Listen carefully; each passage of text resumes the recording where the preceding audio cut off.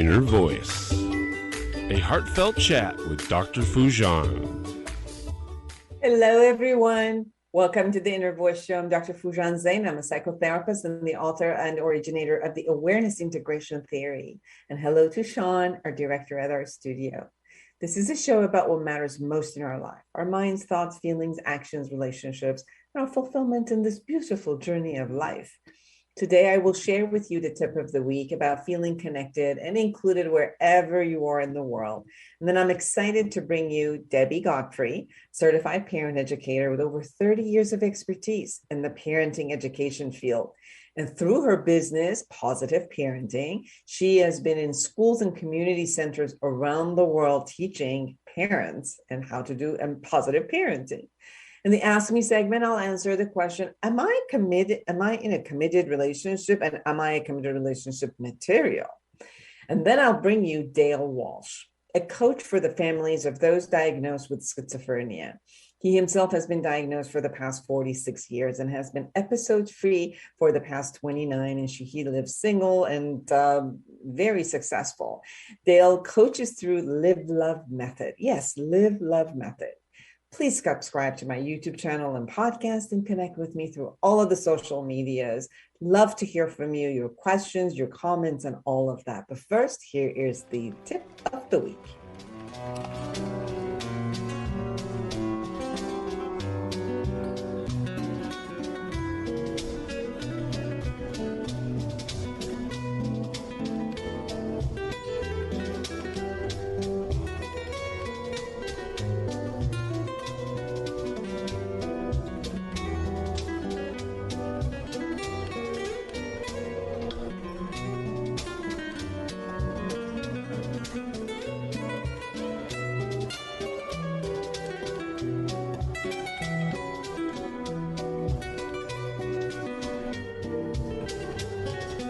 Well, here's the tip of the week.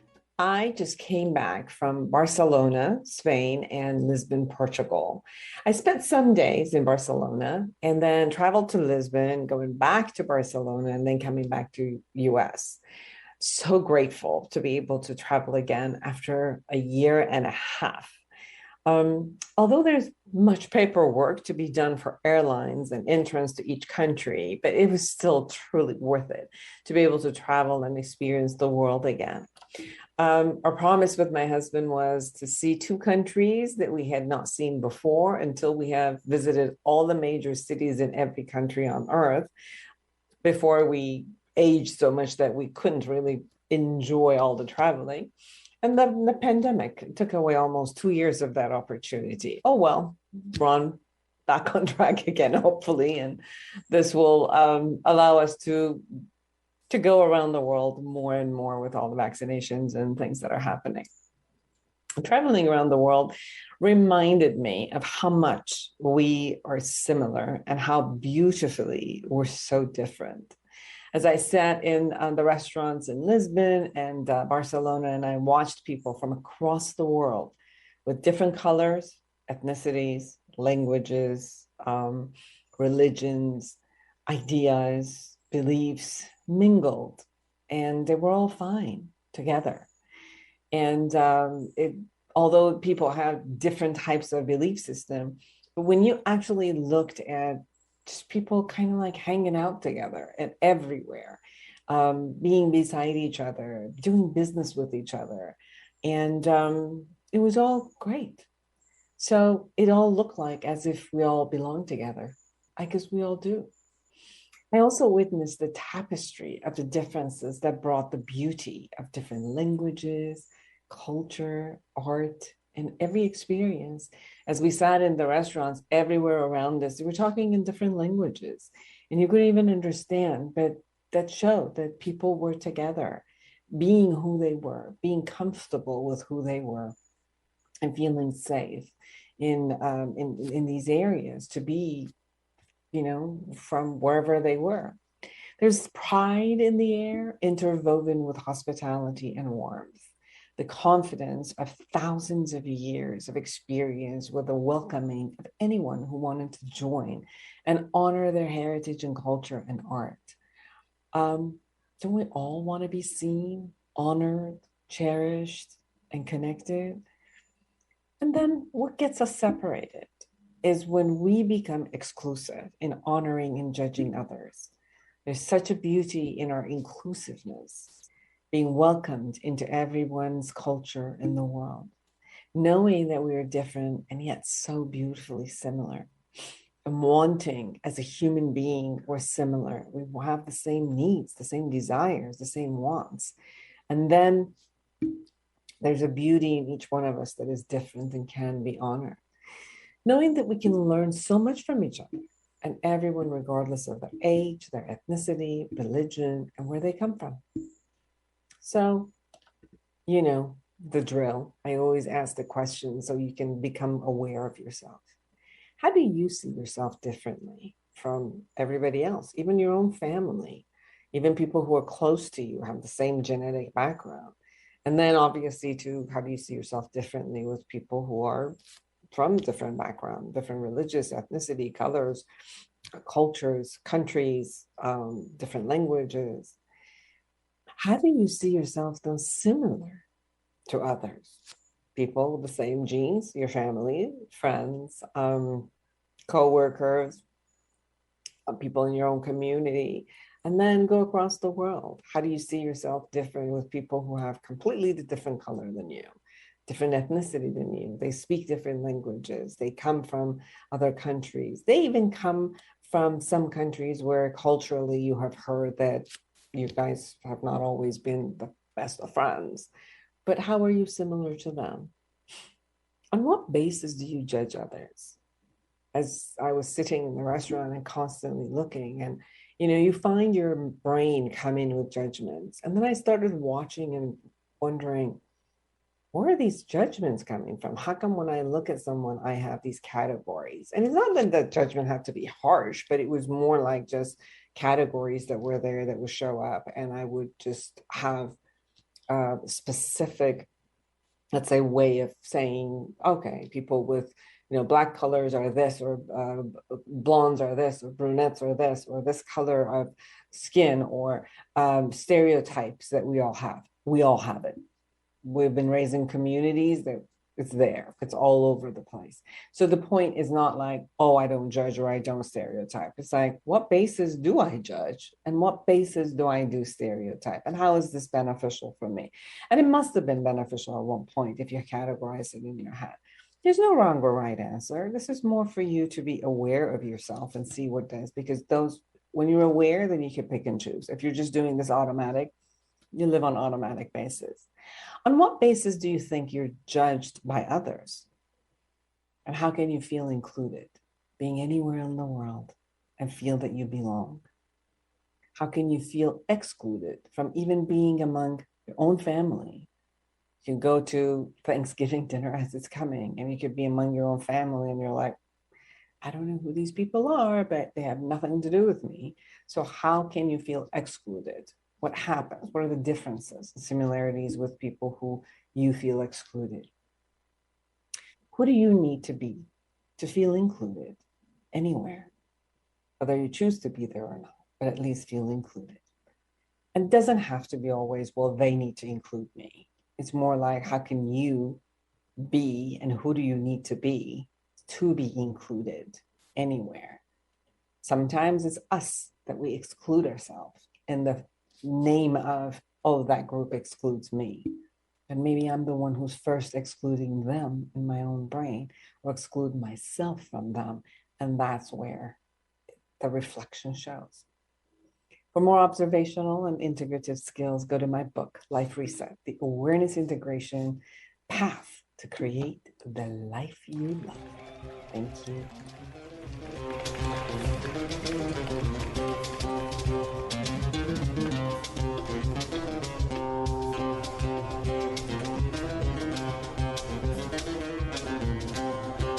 Welcome back, everyone. I'm Dr. Foojan Zeine, and I am excited to be with Debbie Godfrey today. She's a certified parent educator, brings over 30 years of expertise in the parenting education field. We all need it, trust me. Through her business, Positive Parenting, in schools and community centers around the world, she has served many organizations. Debbie conducted teacher training for 8 schools during a 30-day period in 5 states across India. And she has conducted 8 parent education workshops in Beijing, China, during a 2-week period in February of 2008. And she's the past director of foster and kinship care education at Ventura College. Welcome to the show. Thank you so much for having me. I'm excited to be here. You teach parents how to be with their children. I think that it's one of the most important skills that everybody needs. Whomever is intending even to become a parent, they need it. I know that, when we're trying to get a driver's license, we have to do all this stuff in order to be able to drive. And then we rely on how we were raised. We rely on not to do the things we didn't like our parents doing to us. And most of people, they are clueless when it comes to it, because it runs in the speed of light in front of us. The children in this era are learning so much out there, and things are happening that we're constantly kind of like, what do I do now? And I have no idea what to do. I saw a poster, Debbie, which said it was this monkey which was holding on, and then it was kind of like scratching his head. And then underneath it said, when I finally figured out all the answers to the world question, they changed all the questions. Oh no. This is almost like parenting, developmental stages of children. Because the minute you kind of like figure out what to do with a 2-year-old, they kind of change to a 3-year-old, and we're like, now what? So take the floor. Let us know, what is it that you do in positive parenting, and how do you support parents? Yeah, thank you so much. I love what you said, and it's true. We didn't get the manual we deserved when we had these kids. And so I like to see parenting class, as a way to get that information that you needed so badly and maybe didn't get when your kids were born. And it's also true, as you said, that we bring with us how we were parented. And if that was good, that's great. That's helpful. That's going to help you in your journey. But most of us had some less than wonderful parenting. And the problem is, you can say, okay, I know I'm not going to do that, whatever our parents did that we didn't like. But when you're under stress, the stress is going to cause you to have this instinctive reaction to go back to whatever that was. If it was yelling, you're going to yell. If it was spanking, you're going to spank. Whatever kind of chaos or craziness that you were raised with that you so desperately don't want to give your children is what comes up when you're tired, or when you're stressed, or when you've run out of tools. And that's, I think, the value of parenting classes, is to give yourself so many more options than what you might have been raised with, so many more different ideas of what to do in situations, and just expand your choices for what to do when discipline situations come up with your children. And so that's why I love to just help parents figure out, like, what do I do? And I also love what you said too about the ages and stages and how they fly by so quickly. And it's so true. We spend 18 to 20 years on this journey of parenting, which should be about a quarter of our life. And I don't know that all of us give it the focus and the attention that it deserves. I mean, really, the best thing you can do when you have children is to make that raising of your children a priority, because it's going to be here and gone before you know it. and you want to do the best that you can. It's a real bummer when your kids get to adult age and you don't have a good relationship with them, or you're not happy with the way it went. I feel like we all need to do our best, and whatever that is. And to me, it included getting more education about parenting and what I can do. Yes, I work a lot. I'm a therapist. I've been a therapist for 30 years, and I work also with a lot of couples. Debbie, it's interesting. Most of the couples, they can handle it. They'll do things, as the first year of marriage or the second year of marriage, and there are things they don't like, and that's fine. They'll figure out how to negotiate, have their alone time, and negotiate all that until the children show up. Well, most of their fight starts because of parenting style. And many times I just share with them, like, can you please get help before parenting? It doesn't have to be a fight about my way was right and your way is wrong. My parents did it this way and see how I turned out pretty well, so don't worry about it. I don't like the way your parents raised you.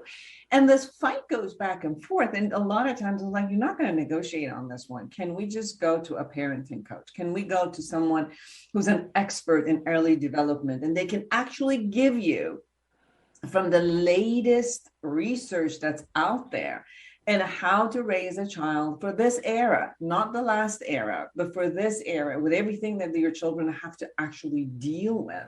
Like I'm 60 years old. As a child in another country, I did not have to deal with a lot of the stuff that children are dealing with today, depending on where you live and, the scenario of what the children have to face as far as friendships, social media, guns at school, drugs at school, sex at school, everything that they have to go through.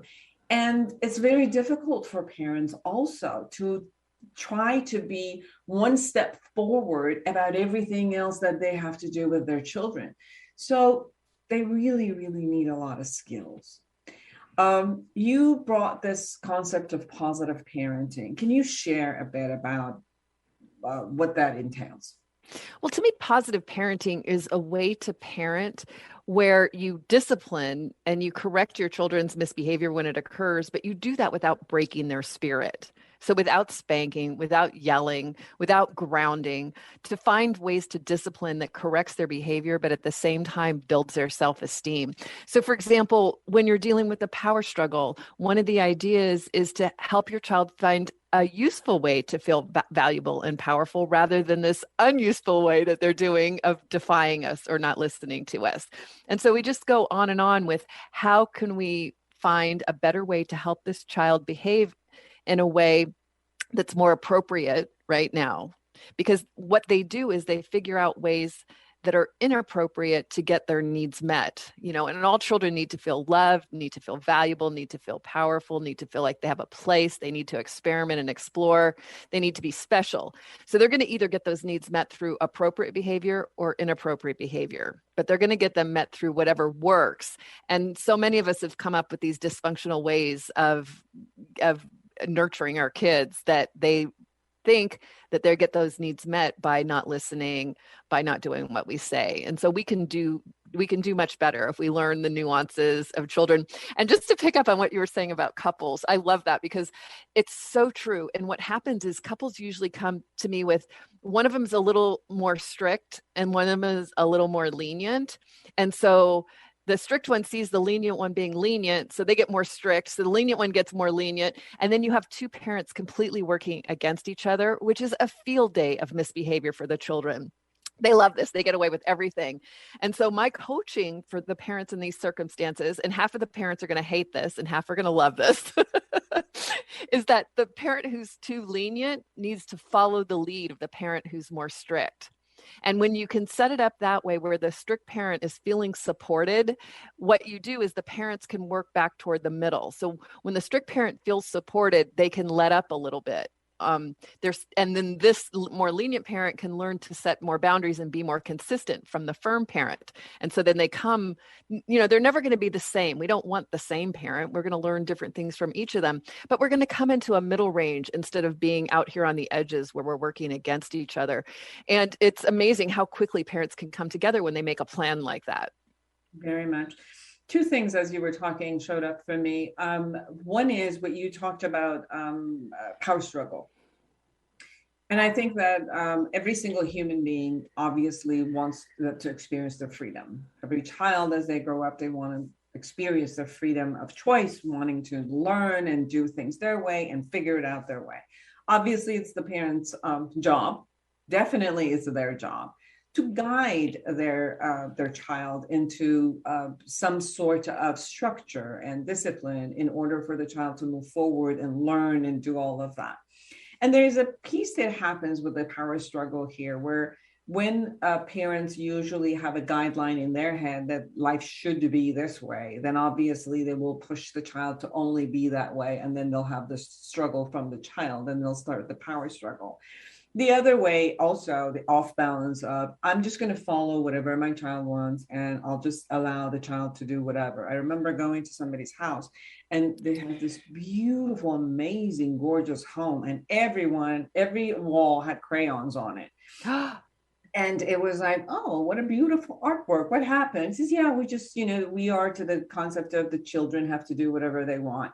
And they had put crayon everything. And I said, well, how do you handle when you go to somebody else's house where they are not allowed to do that? Because you could create a space for them to be able to do that. But when you give them this kind of a range, and the mother said actually that, yes, when they go to their grandparents, they get confused because the grandparents doesn't allow this. I said, well, the world doesn't allow it. You can't take crayon and go, anywhere in the world and do whatever you want. The world has some structure. So it's this concept of also the balance between learning what the best for your child is and allowing the child to experience the freedom of who they are, plus the concept of the structure. And the same balance you were talking about, whether it's too lenient or the too structured or, too disciplined, it also shows up about how the child may get confused between what's appropriate in their own home versus the world that they actually have to get to live into, which is not going to allow them to just be whatever, I'll do whatever I want. Yeah, I mean that's an extreme example, more extreme than I've ever heard of this idea of child-led. And I do believe in a lot of child-led activities, but with boundaries and appropriate boundaries. And I see this as it usually starts around 2 or 3 years old, a child's learning that independence and I'm separate from my mom. And so they need to feel powerful in age appropriate ways. So whatever is age appropriate for a 2-year-old, a 3-year-old, a 4-year-old, we're going to continue to give them ways to feel powerful that's age appropriate for their age and stage. And so our job is, I see it as a fence out around them of safety. And like, you can do this, but you can't do this. You can be this powerful and have these choices and these things, but you can't do this. And so you keep these two fences, a fence of how much power I have and a fence of what the limits are. And as your child grows, those fences are going to go out. You're going to give them more appropriate power and the limits are going to get lessened as your child grows until your job is to work yourself out of a job where now they're autonomous by the time hopefully they're in their 18 or 20 years old or 30, whatever it takes. And that's the balance. And I think it's so true. I feel like we've totally missed the mark.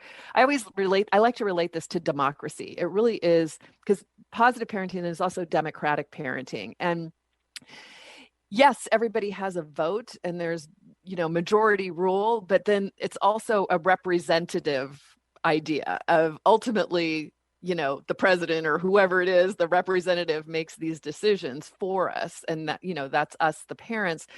But we've missed the mark because you have freedom until your freedom affects other people. And there's laws in the Constitution about that. Like, you can't just yell fire in a theater. So I think we've missed that point of, yes, we should allow our children to do certain things for their freedom of expression and to be creative, but it has to be within the limits of a culture that we're living in. And so, I take the example of a child in a nice restaurant. If your child is not yet capable of behaving appropriately in a nice restaurant, you need to take them out. It's not okay to sit there and make everybody else in the restaurant miserable because your child needs to express themselves. Now, we know the restaurants we can take them to, Chuck E. Cheese's and the loud places, that's fine. We expect kids to be, loud. But in a nice restaurant, people have an expectation to a nice, quiet dinner. And so, in those situations, I think we need to understand that what our children are doing, if it's affecting other people, then it's our job to contain that and to remedy that. You said a very, very great concept, which is also for the child to learn that they affect others. Because I think that because of the child-led movement, we created, most of the research says we've created the next level of narcissistic, genre and group. So again, coming back to the balance concept of, yes, we went from authoritative to children-led, and usually the scoops go from one extreme to another until we come to a balance. And it's like, all right, it's time to come to the balance again, which is, yes, it is that they need to be led, but also it's not like they will always get whatever they want and whatever they feel like it, because they live in a community. And Right. the first community is the family itself. I've worked with parents, Debbie, where they've always said, no, you don't need to do anything. You just go ahead, and all you need to do is to study and get good grades, nothing else. Well, this child does not learn at all what to do with their room, their hygiene, with how they have to clean after themselves, or even come in and do one chore around the house, or even if their, mom says, can you get me a glass of water, or even for them to be part of, the rest of the service of bringing the food and cleaning together and doing everything together, because they're giving. It's almost like the parent's job to give, and only for the child to have some sort of specific type of things to do. And then this child turns out to be 18 and 19 and 20, and then the parents are like, I don't understand, how come they're not taking off, they're not doing whatever they need to do, they're not handling their life in that way, because they're not necessarily learning responsibilities as they're growing up. They're not learning how to manage money as they're growing up. So then suddenly, when they're adult and there's an expectation of act like one. Well, it takes a system and a step-by-step to go to become an adult. And if we haven't really, created those steps during the years that the child could, it's just the opportunity was not given to them to learn, because the parents loved them so much and they wanted to do everything for them. Then suddenly there's this expectation of, come on, it's an adult world now, go do what you need to do. And then the child fails and comes back. And then there's also all this, this roundabout of, okay, I'm a bad parent and what happened, or this is a bad child and what went wrong.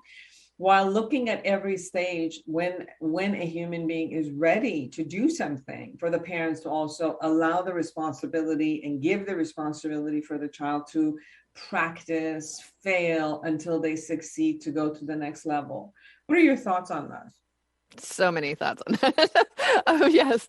Well, one thing is let me give, because I like to give practical tips. One tip in regards to this that you can do is every week ask yourself, what is one thing I'm doing for my child right now that my child could be doing for his or herself? Maybe it's washing their own clothes. Maybe it's taking dishes out of the dishwasher.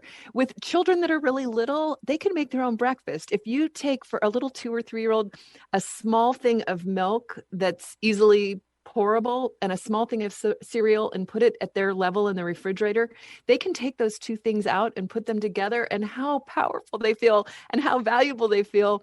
And you're not setting them up for failure as a big giant jug of milk, which they'll obviously spill. And so always asking yourself, what am I doing for them that they could be doing for ourselves? It's a huge error to do so much, to do too much for our children. And look at it this way. This is how I can often convince parents.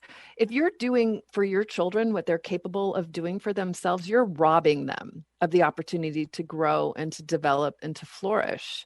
And so when you see it from that point, it often helps parents realize, I need to be giving my children more responsibility. I need to get my value out of doing my own life, like not doing everything for my children. It's great to make your children a priority, but if you're doing for them too much, you're robbing them of their life. And it will come back, as you said, in those results when they're adults and they're floundering. Yes. Debbie Godfrey, everyone. And please go to her website, positiveparenting.com, to find out about a lot of her work and how to get a hold of her, especially for workshops. Debbie, in 1 minute, is there anything we haven't touched upon that you really want the parents to know out there? Yeah, connection. To me, the most important thing is to connect with your child. So many of us go through our days without really taking the time to get on their level, look in their eyes, and just really connect. And especially if you're busy, like to one time a day, not every time, but one time during your day when your child approaches you and says, Mom, Mom, Mom, Dad, Dad, Dad, come see, come see. just drop what you're doing and go see the world 100% through your child's eyes. You'd be surprised how many kids feel like they have to fight for your attention. And if you can just do that once a day, not all 100 times a day they're wanting your attention, just once, you'll make a huge difference in your relationship and the connection you have with your child. Beautiful. Debbie Godfrey, everyone, www.positiveparenting.com. And thank you so much for being with us and sharing with us your expertise. And I hope that people do check you out and talk to you about what they can do with their children. Parenting, I think that, you know, it's a philosophical approach. And if you can get that philosophical approach, that's one thing. The other side of it is every single age has its own appropriate way of handling. And I think that it makes it much easier for you parents to have somebody who's with you and shares with you techniques, skills, and brings down your anxiety. Trust me. And almost every parent has a lot of guilt. Because, I have to work about their guilt of thinking that I was not a good parent. And I'm like, trust me, just get help, because you don't even have to have that useless guilt that every parent that goes through and experiences. So thank you again for being with us and allowing the time to share with everyone. Thank you for having me. I appreciate it. We'll be right back.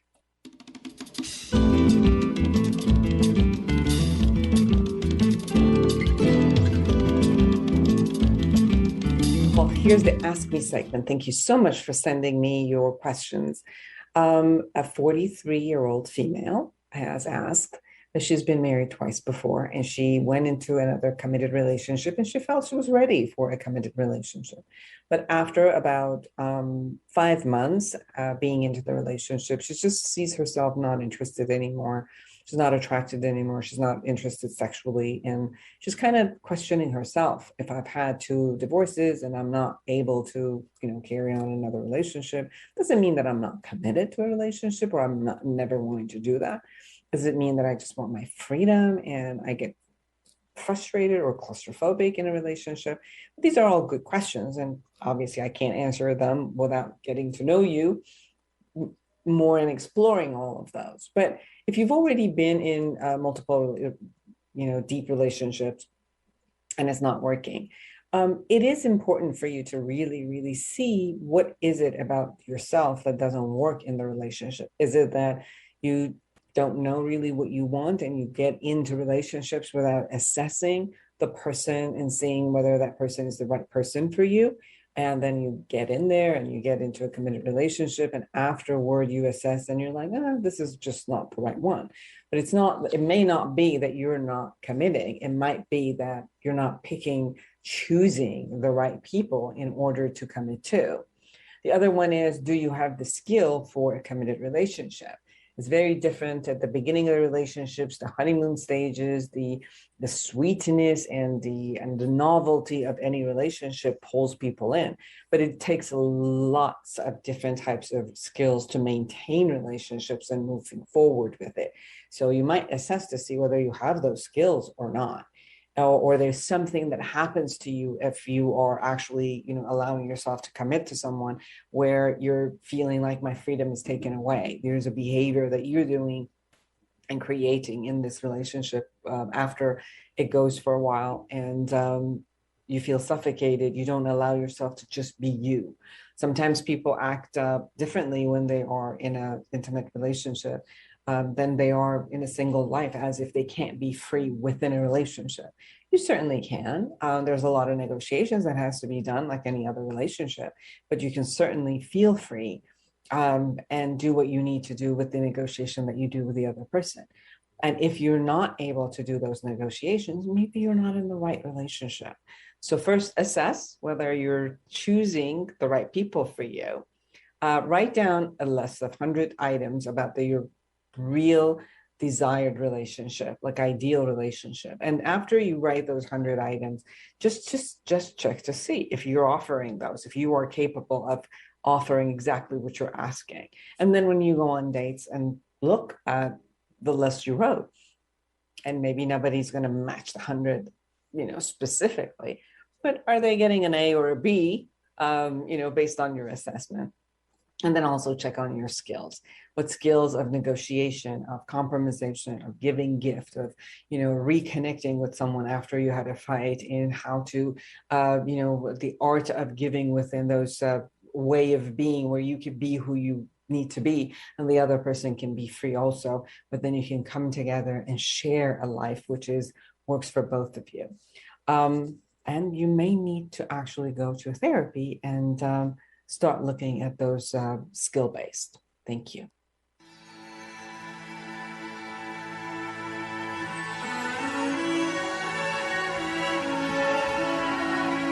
Welcome back, everyone. Dr. Foojan Zeine here, and I am excited to talk with Dale Walsh. He's a coach for families of those diagnosed with schizophrenia. He has been coaching these families for 3 years and is the creator of Live Love Method to help his clients.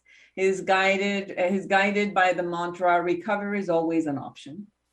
Following a 13-week hospitalization after being extracted from Dartmouth College, he was in a private psychiatric program where he was hospitalized 9 times for 5 years. He then moved into his own unsupervised apartment and returned to college, and from where he graduated magna cum laude in English literature. He has been diagnosed 6 years ago with schizophrenia. Dale has been episode-free for the past 29 years. Yay! And his mental health journey has evolved from total psychosis to a miraculous recovery. It is such a dear for him to be here and talk about also his coaching. He's lived independently for 40 years, and Dale has built his coaching skills to help give clients the tools to have meaningful dialogue with their loved ones and improving family interactions. Welcome to the show. Well, thank you very much, Dr. Foojan. It's a real pleasure to be here, and I'm honored that you actually chose me to represent myself and the schizophrenic, those with schizophrenia, and the families that I coach. It's truly an honor, and I really enjoy having you, and I'm sure we're going to have an amazing conversation. I've had the privilege of working with families and with people who were diagnosed with schizophrenia for many years, as I worked in the inpatient and outpatient hospitalization and followed through. So one of the things that I read about you, which is you have lived an independent life, to me, it's like a thrill, because we've worked so hard with families for them to be able to have an independent life. And sometimes it's hard, and sometimes it's the mental illness itself, and sometimes it's the family's anxiety about, their loved one, which instead of, approaching it in a particular way to have them be free, it becomes like enabling and allows them not to become free of living independently, because it's one of those illnesses that we manage for the rest of our life. It might not be completely gone, but it doesn't mean that we have to be hospitalized. It doesn't mean that we can't have a fruitful life. And to me, you are the spokesperson where you've experienced it, you lived it, you've created a successful life out of it. And I'm thrilled to hear from you. Well, thank you very much. I'll just give a brief background about my history. I was on the fast track to American success. I went to one of the best boarding schools, Phillips Exeter Academy, and then I went to Dartmouth. And I won't say unfortunately, but I did get into a lot of drugs at Dartmouth. This was like in the 1970s, and the drug culture was very prevalent. And I prided myself on being one of the smallest kids at Dartmouth, but also one of the biggest partiers. I could out-party anybody. So this sort of like escalated over the summer after my freshman year, and I got an offer to be a Frisbee pro to Central America, and that just like that plus the drugs were basically the tipping point. And basically I just spent my whole time playing Frisbee and smoking pot and ignoring classes. And then I came up with what I thought was a great joke, which was, "Hi, I'm God." And I would walk around for the last 3 days at Dartmouth. I was walking around campus saying, my joke because I thought it was hilarious because how could God be 5'8", you know? So basically the campus cops intervened and I thought they were taking me to the president's house, and instead they took me to the infirmary. And 3 days later, I was in a mental hospital in New York City for 3 months with a roommate named Gabriel. Got it. And was the diagnosis based on the illness coming because of the change in the brain due to the drugs, or was it also a genetic discourse that you might have had other people in your family system that were diagnosed with it, and it just the onset was exactly around the college time? Well, my mother was on psychiatric meds for 50 years, and no one in the family ever finally got, figured out what her diagnosis was. But she'd been hospitalized a few times, and so consequently, there was a genetic predisposition towards the schizophrenia. But I think that especially the LSD is really the thing that's pushed me over the edge. But one thing that happened at the hospital, my first hospitalization, was I said to my doctor, I said, "Why am I here? There's nothing wrong with me," which is a classic symptom of mental illness, of course. But he said, "Well, if you broke your leg, Dale, you'd come in and you come to the hospital." I said, "Yes." He said, "Well, you broke your brain." And that one phrase stuck with me for 35 years because, I meant back in 1975 when I was first diagnosed, psychiatry was basically still in the dark ages.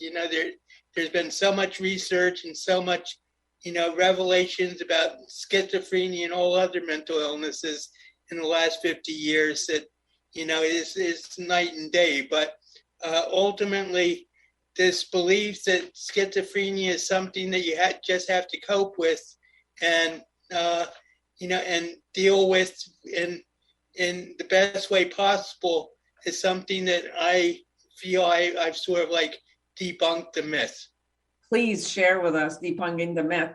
And I also think that it's very important what you share, because right now, obviously, with legalization of marijuana, there's a lot of use, and I see a lot of people who have crossed kind of the path and become fully diagnosed with the schizophrenia because of the drug use.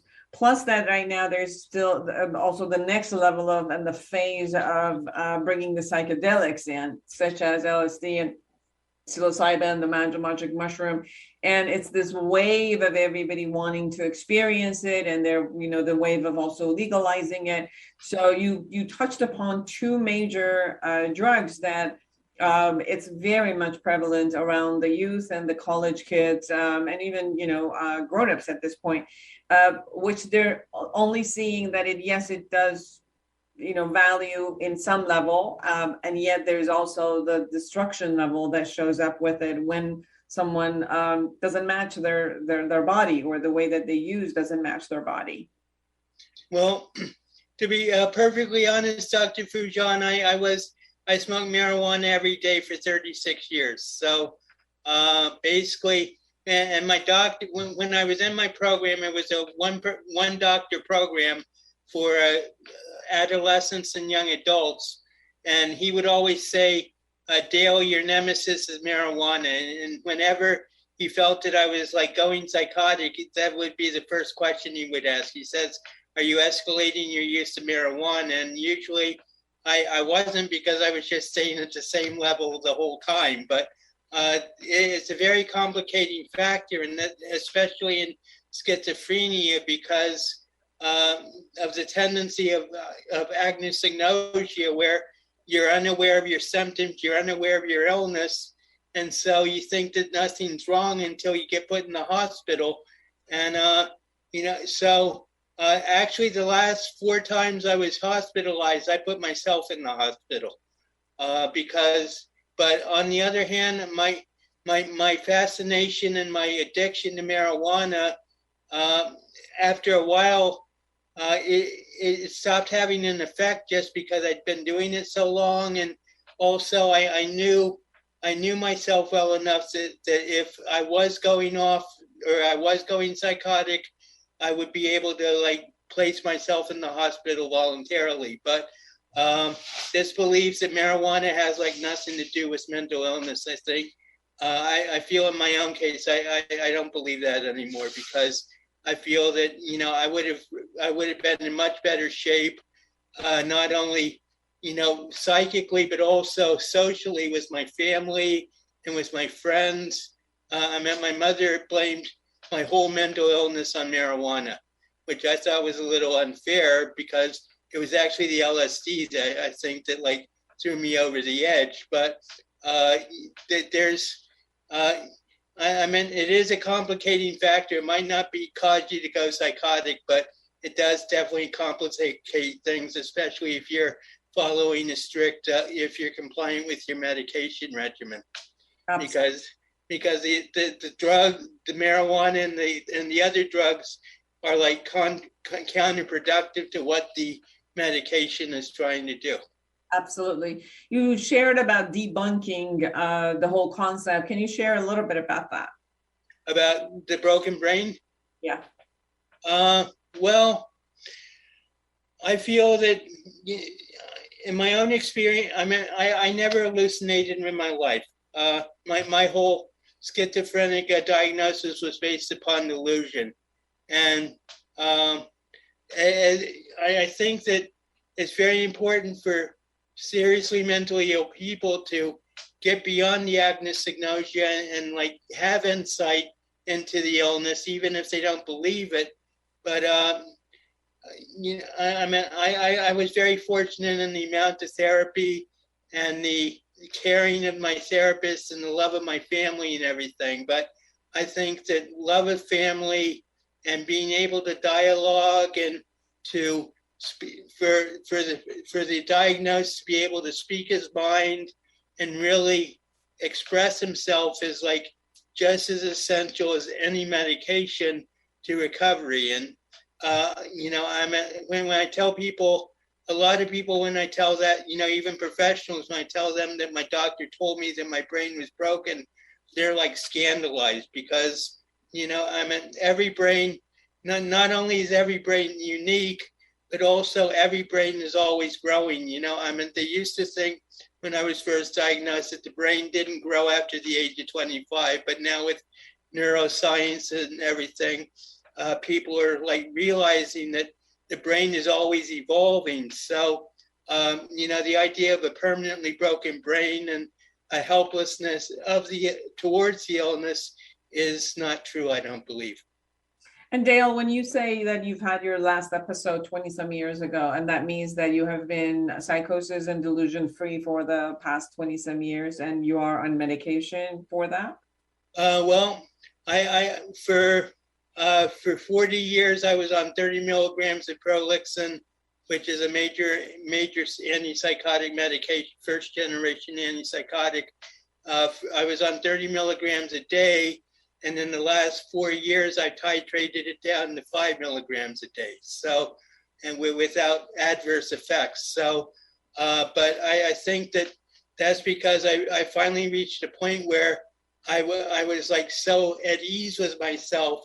And this is the very thing for like seriously mentally ill people to do, is to be at ease and to understand that, you know, there is hope. And that's why my the motto of my company is recovery is always an option. Although, you know, I don't want to be morbid, but 10% of schizophrenics commit suicide. So obviously, if they commit suicide, recovery isn't an option.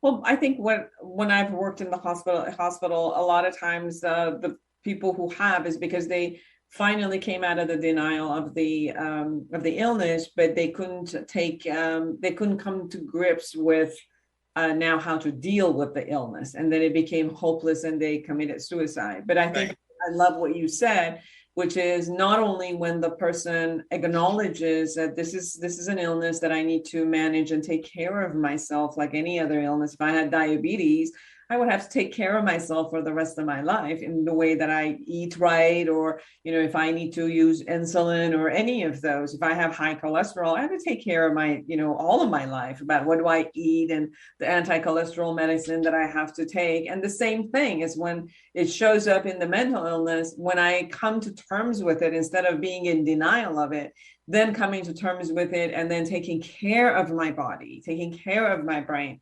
Like what you said, having that, going into the doctors, continuing your treatment, working with the medication, not using other types of drugs in order to counter effect the medication. And then the next thing you said, which was beautiful, is having a group of people that are loving you, are supporting you, are allowing your independence while they're there for you, like any good family, which, are there for us for any of the life issues that shows up.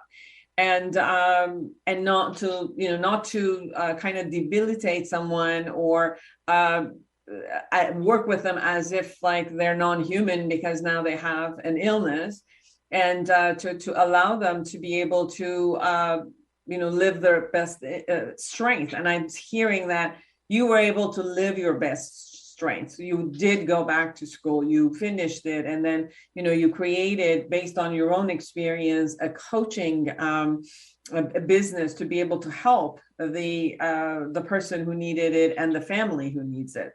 Say a bit about your coaching method. Well, before I go in, just one point that you brought that made me think of is that everybody talks about the stigma against mental illness and, the societal stigma. But in my own case, and I think this is the case in many cases, is that my own self-stigma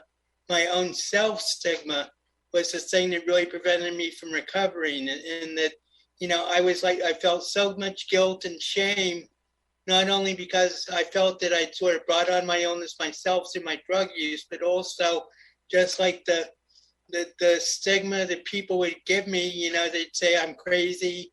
And, and it's a funny thing is people used to say to me, you aren't crazy, you're the sanest guy I know. And I'd say, see me off my medication, so, but the self-stigma, I think, is a real problem that's basically overlooked in a lot of cases, because that self-stigma is what prevents a person from believing they can get better.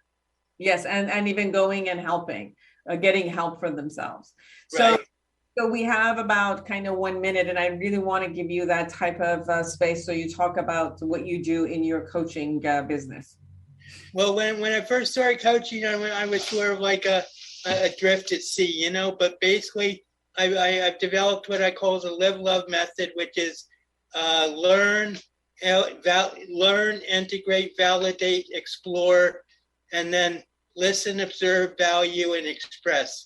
And those are like the 8 steps I feel that I present to my clients to help them really come to a point where they can like deal with the crisis that arise with their loved ones and everything. And so I'm still basically in the beginning stages of my coaching business, but I know that I am serving a very big and underserviced population. And I call my clients and the families of schizophrenics the forgotten victims of mental illness, because everybody says, everybody's concerned with the patient or whatever you want to call, but, nobody thinks about the caregivers and, the strain that they're under. And, it's very debilitating to be in this position where you feel you can't leave home for 2 hours to go shopping because you don't know what your loved one is going to do while you're gone. Yes, you're absolutely right. The burnout and the not knowing, and sometimes, even the fear of the psychosis that shows up for the caretakers is high level. And I'm positive that they can utilize your services and your knowledge in how to do that. I personally will send you clients because I know I've worked 30 years and know that how much the family also needs it, not only to needs support, but to know that you can be a successful citizen. And I think that what you said is very important. I think that when it shows up for bipolar, we've had a lot of different people who have been a voice of reason, who have gone through the experience themselves. They are managing bipolar, and they come in and they show their success and what's happening with them.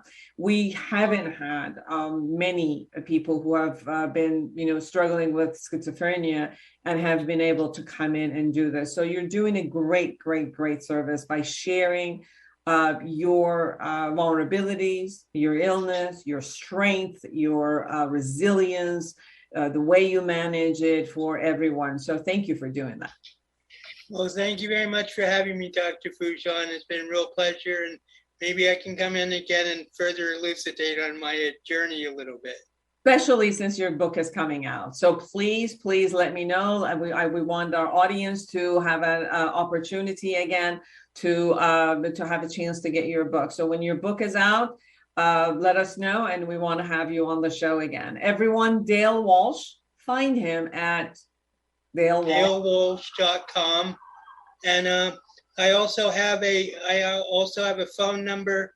It's a toll-free number. It's 1-888-4-DEWLOV, for do love, after the do love live love method. So and I can also be found on Facebook and Facebook Messenger. Just look up Dale Walsh. Beautiful. Thank you so much for being on the show. Well, thank you very much for having me, Dr. Foujan. It's been a real pleasure. For everyone out there, create an amazing world for yourself and everyone around you. And until next week, bye-bye.